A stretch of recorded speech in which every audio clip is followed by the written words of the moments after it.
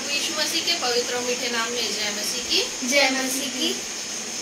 भजन नीति वचन 28 का 14 कहता है कि जो मनुष्य निरंतर प्रभु का भय मानता रहता है वो धन्य है, परंतु जो अपना मन कठोर कर लेता है वह विपत्ति में पड़ता है। आइए हम एक प्रार्थना करें। सारी उत्तम आशीषों के देने वाले पिता परमेश्वर यीशु मसीह के पवित्र और मीठे नाम से इस संध्या के समय प्रभु हम आपके चरणों में आते हैं, धन्यवाद देते हैं पिता परमेश्वर। आपने दिन भर हमें संभाला और ये मौका दिया कि आज हम आगरा मसीह मंडली के द्वारा पिता परमेश्वर वचन प्रचार करते हैं। प्रभु को बीज बोने का मौका देने के लिए हम आपका धन्यवाद करते हैं। निरंतर प्रभु हम कोविड-19 के समय से इस पेज से जुड़े हुए हैं और प्रभु आपने हमें निरंतर मौका दिया कि हम उनके साथ आपके वचन को बांट सके। आप जो सिखाते हैं उसे निरंतर हम लोगों के साथ साझा करते हैं। प्रभु परमेश्वर इस समय जितने भी ऑनलाइन हैं और जो इसे सुनते और देखते हैं प्रभु सब पर अपनी करुणा और दया बरसाना। प्यारे पिता, जितने भी लाचार बीमार हैं उस पर आप चंगाई की आशीष देना। जो बेरोजगार है पिता परमेश्वर उनको रोजगार की आशा देना। और जितने भी प्रभु विभिन्न प्रकार की निराशाओं से घिरे हैं, शैतानी क्रियाकलापों के कारण प्रभु परमेश्वर उनके घर परिवार में दुख और तकलीफ है, यीशु मसीह के नाम से सारे दुख और तकलीफ दूर होने पाए। प्रभु आज जब हम जो सीखें वो हमारे मन में अधिकाई से बसने वाला हो सके। हर एक बातों को प्रभु आपके हाथों में सौंपते हैं और इस ऑनलाइन में जब हम रहते हैं तो पिता एक कनेक्शन को, नेटवर्क के एरर्स को भी प्रभु हम आपके हाथों में सौंपते हैं कि यीशु प्रभु का काम जब होता है तो शैतान बाधा न डाल पाए। हर एक बातों को प्रभु आपके हाथों में सौंपते और विनती यीशु नाम से मांग लेते हैं, आमीन। आइए हम एक छोटा सा गीत गा लेंगे। गीत है रब की होवे सना। रब की होवे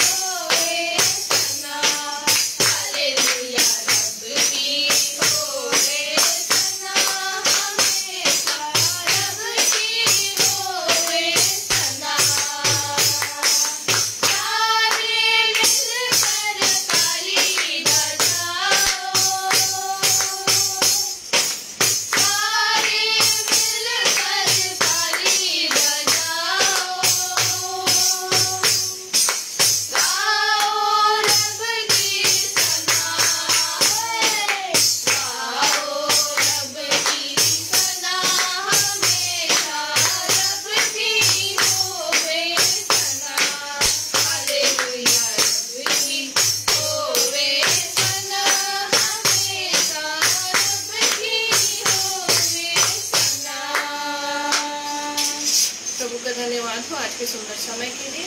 आइए हम एक छोटी सी प्रार्थना और करें। जितने बीमार और लाचार हैं और आपके पास भी यदि प्रार्थना के विषय हो तो आप जरूर कमेंट करें, ताकि हम उनके लिए, हमारे पास्टर साहब उसके लिए प्रार्थना कर सकें। और प्रार्थना में अगुवाई बेटी सारा करेगी।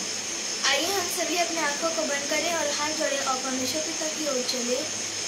हे हमारे अनुग्रहकारी परमेश्वर पिता, हम यीशु मसीह के नाम से आपके पास आते हैं। हम आपको धन्यवाद देते हैं कि आपने हमें इस समय का अवसर दिया कि हम आपके सामने आपके वचन को लोगों के साथ बांटने वाले बन सके। परमेश्वर पिता, जितने भी भाई बहन लाचार हैं परमेश्वर पिता, उन्हें अपनी आशीषों से भरना परमेश्वर पिता, उनके घर के ऊपर अपनी आशीषों को देना परमेश्वर पिता, ताकि वो आपके नाम से आपको धन्यवाद देने वाले बन सके। हर एक लोगों के ऊपर अपनी करुणा को देना परमेश्वर पिता। हम धन्यवाद देते परमेश्वर पिता, जितने लोग बीमार हैं उन्हें अपने नाम पे चंगा करना परमेश्वर पिता, ताकि वो आपको धन्यवाद देना बन सके।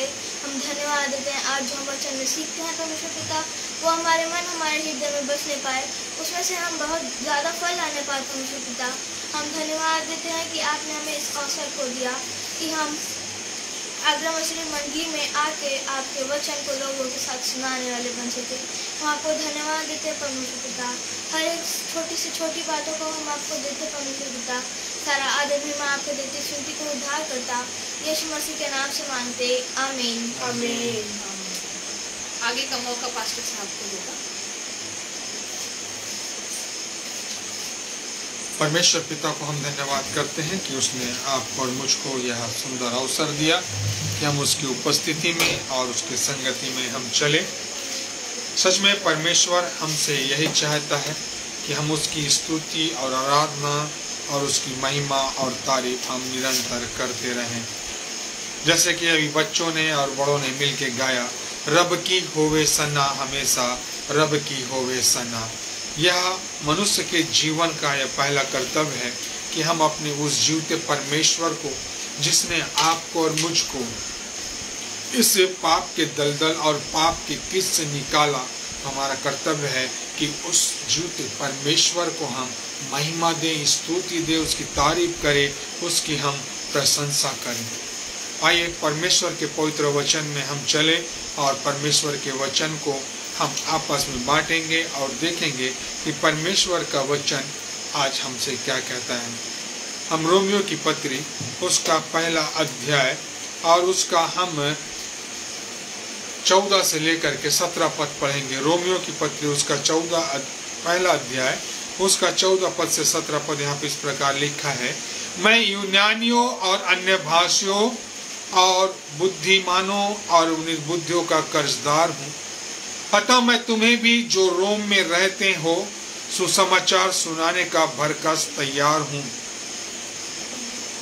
क्योंकि मैं सुसमाचार से नहीं लजाता, इसलिए कि वह हर एक विश्वास करने वालों के लिए पहले तो यहूदी फिर यूनानी के लिए उद्धार का निमित्त परमेश्वर की सामर्थ्य है, क्योंकि उसमें परमेश्वर की धार्मिकता विश्वास से और विश्वास के लिए प्रकट होती है। जैसा लिखा है कि विश्वास से धर्मी जन जीवित रहेगा। यह परमेश्वर का पवित्र वचन है। हमने पढ़ा है पवित्र कलाम से कि रोमियो की पत्री उसका पहला अध्याय और उसका 14 से लेकर के 17वां पद तक, वहां पे पौलुस कहता है, मैं यूनानियों और अन्य भाषियों और बुद्धिमानों और निर्बुद्धियों का कर्जदार हूं। बहुत सही और बहुत प्यारे शब्दों में पौलुस इस बात को कहता है कि मैं यूनानी और अन्य भाषियों और बुद्धिमानों और निर्बुद्धियों का कर्जदार हूं। और यह बात आप में और मुझ में भी लागू होता है। यदि मैं और आप उस जीवते परमेश्वर के पवित्र वचन को मानने वाले हैं, उस जीवते परमेश्वर के पवित्र वचन को सुनने वाले हैं, तो हमारा कर्तव्य है कि हम उस वचन को अन्य भाई बहनों को भी दें, ताकि उस सत्य को वो जान सके जो पौलुस अपने विषय में कहता है प्रेरितों की काम की पुस्तक उसके 9 अध्याय में कि मैं अन्य जातियों को मारता, कुटता और जेल में डालता था।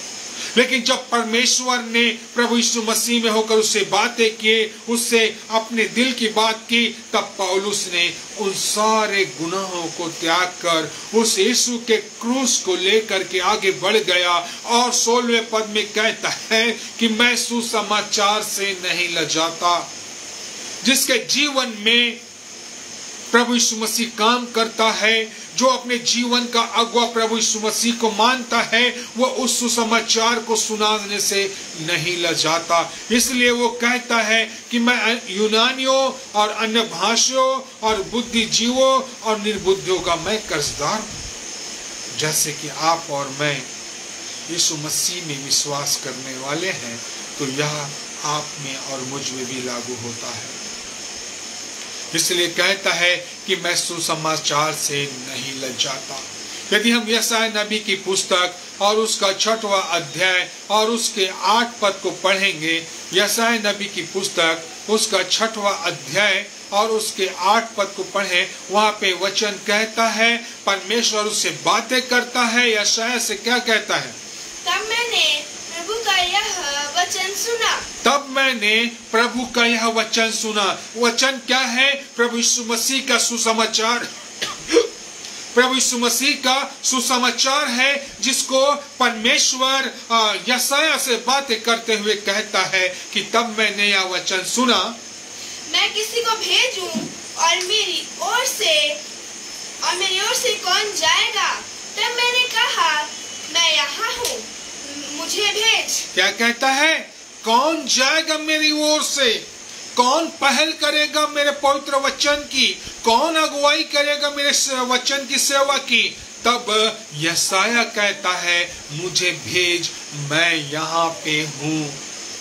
जो परमेश्वर को जान जाता है, जो परमेश्वर के उपस्थिति में चलने लगता है, जो परमेश्वर को अपने जीवन का उद्धारकर्ता मानता है, वो कहता है, मुझे भेज, मैं यहाँ पे हूँ। पौलुस भी रोमियो की पत्री उसका 1 अध्याय और उसके 16वां पद में कहता है, क्योंकि मैं सुसमाचार से नहीं लजाता। जो परमेश्वर के पवित्र वचन को जान जाता है, जो परमेश्वर के वचन में चलने लगता है, वो कहता है, मुझे भेज, मुझे भेज। क्यों बोलता है? क्योंकि वो तैयार है।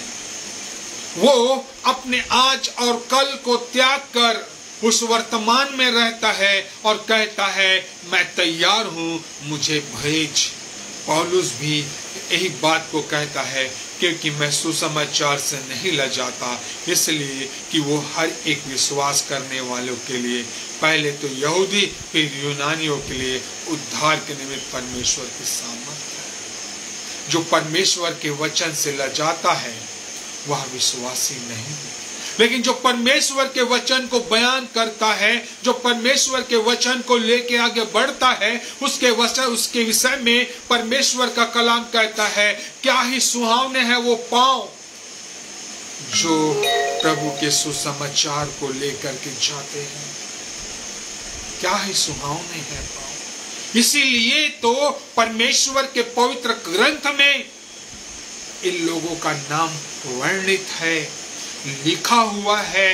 इसलिए आज आप और मैं उसको पढ़ते हैं। क्या आप और मैं विश्वास करते हैं कि मेरा और आपका नाम परमेश्वर की जीवन की पुस्तक में लिखा है? यदि लिखा है तो हमारा भी कर्तव्य है कि हम उस सुसमाचार को लेके जाएं। आइए छोटी छोटी 4 बातों को देखेंगे कि पौलुस कहता है कि मैं तैयार हूं। पौलुस कहता है कि मैं तैयार हूं। रोमियो की पत्री उसका 1 अध्याय और उसका हम 16वां पद, 15वां पद और 16वां पद पढ़ें। रोमियो की पत्री 1 अध्याय उसका 15 और 16 पद पढ़ें। अतः मैं तुम्हें भी जो रोम है रहते हो सुसमाचार सुनाने को भस कर तैयार हो। हालेलुया। पौलुस क्या कह रहा है रोम के लोगों को कि मैं तुम्हें भी उस जीवते परमेश्वर के वचन को, उस जीवते परमेश्वर के कलाम को, जो परमेश्वर ने प्रभु यीशु मसीह में मुझे अपना एक सहायक, एक अपना संदेश वाहक समझा है, मैं तुम्हें भी भरकस क्या करूं, वचन सुनाने के लिए तैयार रहा। यही पौलुस जब लोगों को सताता था तो कितना आनंद वो करता था, लेकिन आज यही पौलुस उस जीवन में प्रभु को पा लिया तो कितने आनंद के साथ कहता है मैं भरकस तैयार हूं। आनंद से भरकर, प्रभु के वचन में भरकर, अपने आप को लवलीन कर कह रहा है कि मैं भरसक तैयार हूं। किस लिए? उस परमेश्वर के वचन को सुनाने के लिए। प्रियो, ये वही व्यक्ति बोल सकता है जो परमेश्वर के कलाम को मानता है, उस पर विश्वास करता है, उस पर चलता है, उसकी अगुवाई करता है, उसकी सेवा करता है और ये मानता है कि ये मेरे लिए है, ये हमारे लिए है, ये हम सब के लिए है, एक के लिए नहीं। परमेश्वर ने पुत्र प्रभु यीशु मसीह को इस पृथ्वी पे सब के लिए भेजा। और 16 पद कहता है क्योंकि मैं सुसमाचार से नहीं लजाता, क्योंकि मैं सुसमाचार से नहीं लजाता। पहले इन सुसमाचार वालों को वो मारता था, कूटता था, जेल में डालता था, तब भी नहीं लजाता था। लेकिन जब उसने प्रभु को अपना जीवन सौंप दिया, प्रभु को अपना उद्धारकर्ता ग्रहण कर लिया, तब वो क्या कह रहा है? मैं सुसमाचार से नहीं लजाता। एक वचन पे चलने वाला कहता है कि मैं तैयार हूं, मुझे भेज। जब यशायाह ने परमेश्वर के भवन में परमेश्वर को देखा, उसके भव्य पवित्रता को देखा, अब कहता है मुझे भेज, मैं तैयार हूं। बहनार्थी छत्री को प्रभु के वचन की संगति के लिए हम आपको धन्यवाद करते हैं। प्रभु आपको, आपके घराने को आशीष करे। दूसरी बात, पौलुस अपने जीवन के द्वारा कहता है मैं तैयार हूं। क्या कहता है? मैं तैयार हूं। दूसरा कुरिन्थियों की पुस्तक और उसका 12वां अध्याय और उसका 14 और 15 पद पढ़ें। दूसरा कुरिन्थ और चैप्टर 12 वर्स 14 और 15 पौलुस कहता है, दूसरा कुरिन्थी और उसका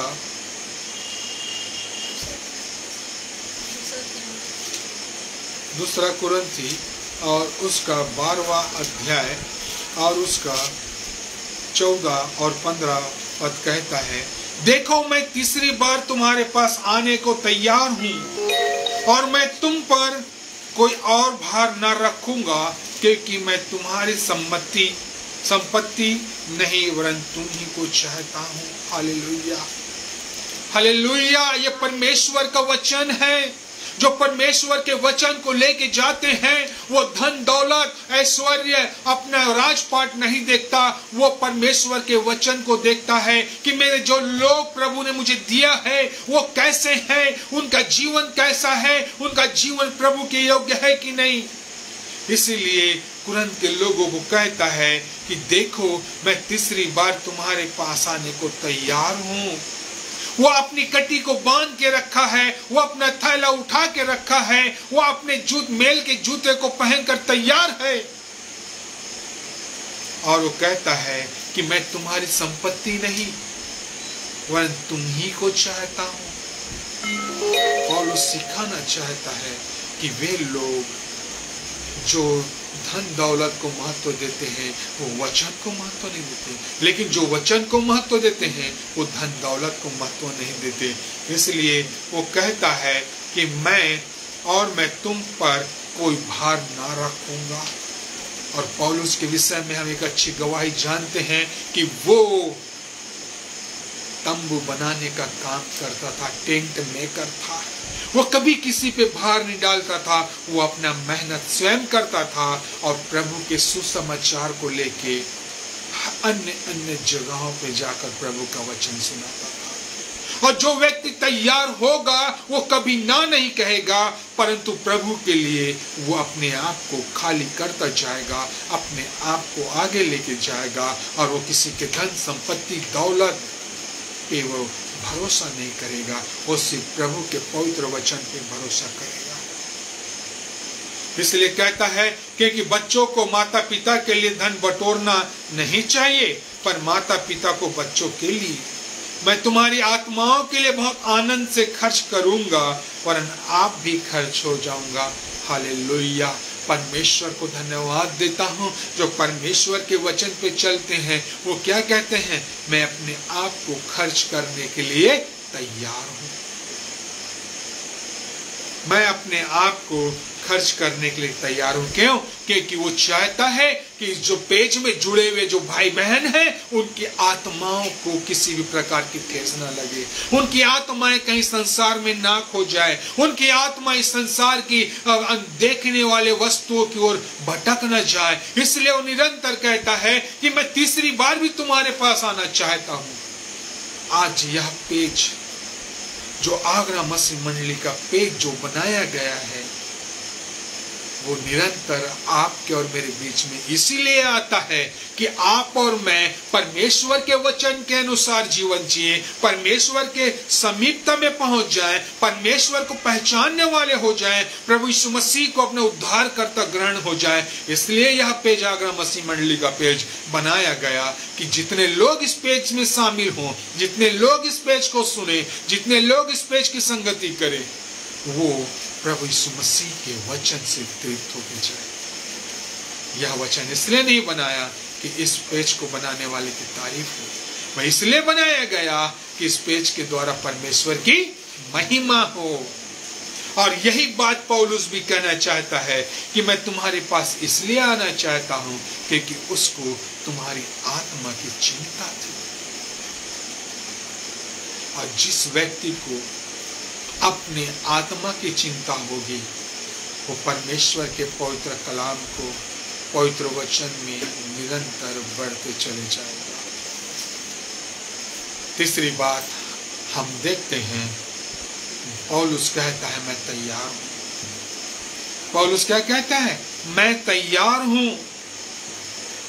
हम पढ़ेंगे प्रेरितों के काम की पुस्तक उसका 21 अध्याय, प्रेरितों के काम की पुस्तक उसका 21 अध्याय 10 और 13 पद। जब हम वहाँ बहुत देर रह चुके तो अगबुस नामक एक भविष्यवक्ता यहूदिया से आया।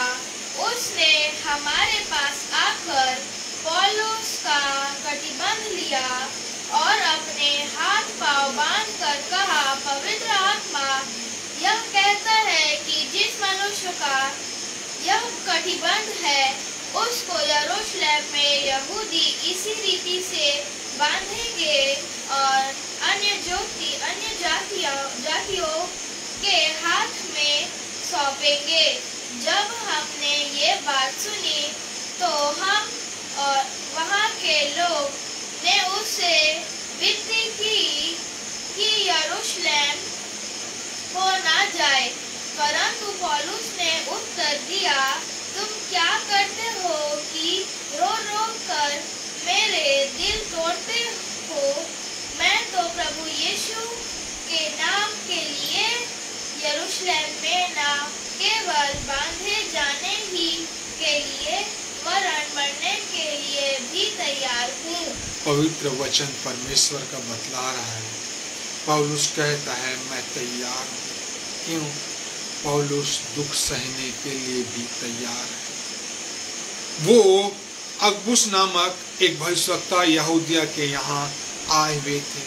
उसने हमारे पास आकर पौलुस का कटिबंध लिया और अपने हाथ पांव बांध कर उसको एक चिन्ह दिया कि जब तुम यरूशलेम में जाओगे तो यहूदी तुम्हें बांध लेंगे, यहूदी तुम्हारा ठट्ठा उड़ाएंगे, यहूदी तुम्हारा मजाक उड़ाएंगे और हो सकता है कि वह तुम्हें मार डाले। पौलुस कहता है कि मैं अपने आप का खर्च होने के लिए तैयार हूँ। मैं अपने आप का खर्च होने के लिए तैयार हूँ, जो कहता है कि मैं हर समय वचन को लेकर आगे बढ़ जाऊंगा। जो वचन के लिए तात्पर्य है वो अपनी आप को खर्च करने से नहीं रोक सकता।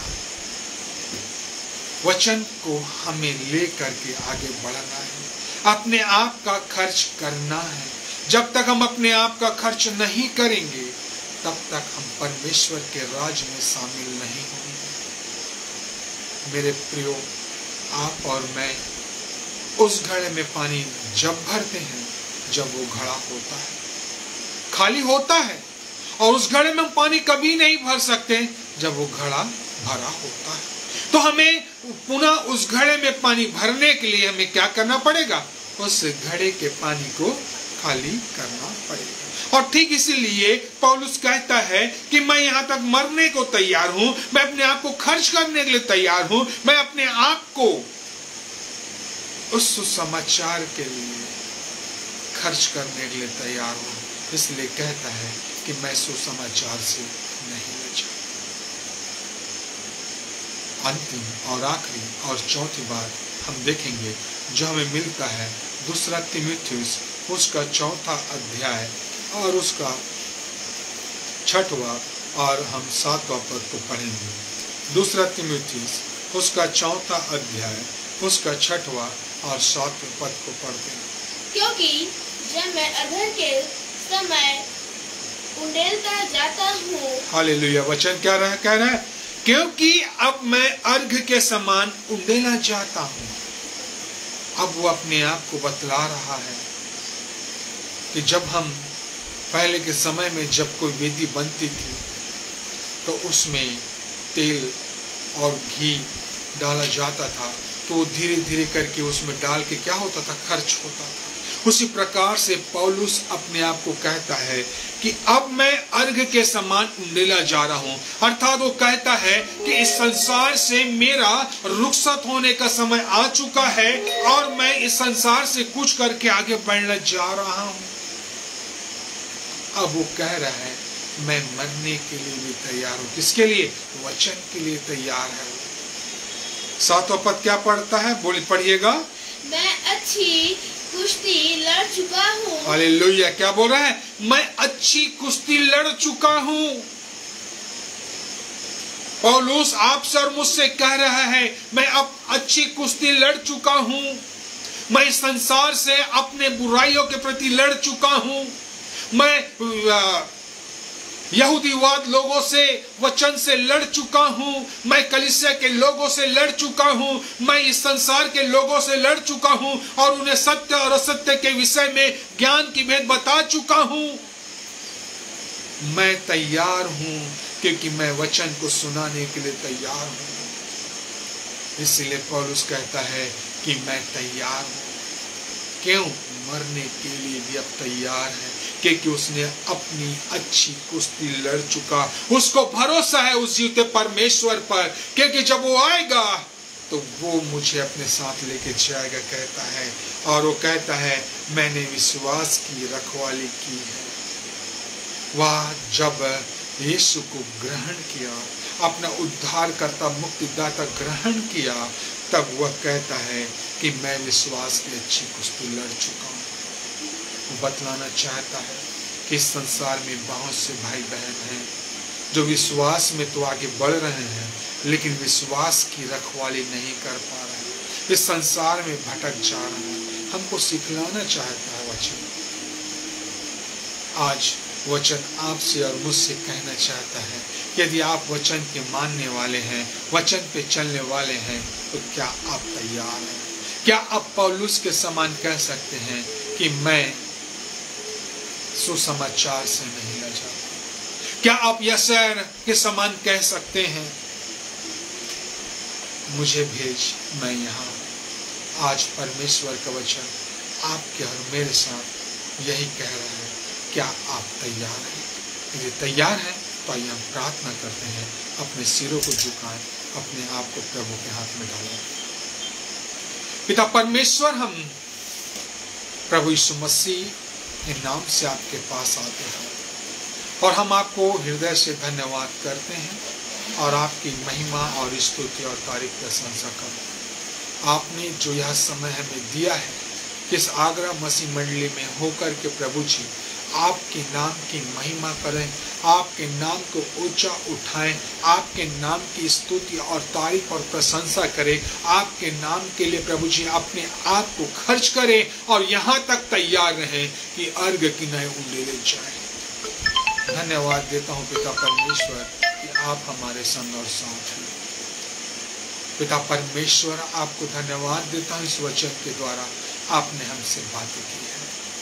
पिता परमेश्वर, हम उन तमाम भाई बहनों को आपके पवित्र हाथ में सौंपते हैं जो इस पेज में वचन की संगति के लिए वचन में द्वारा अपने जीवन को टटोलने और देखने के लिए आते हैं।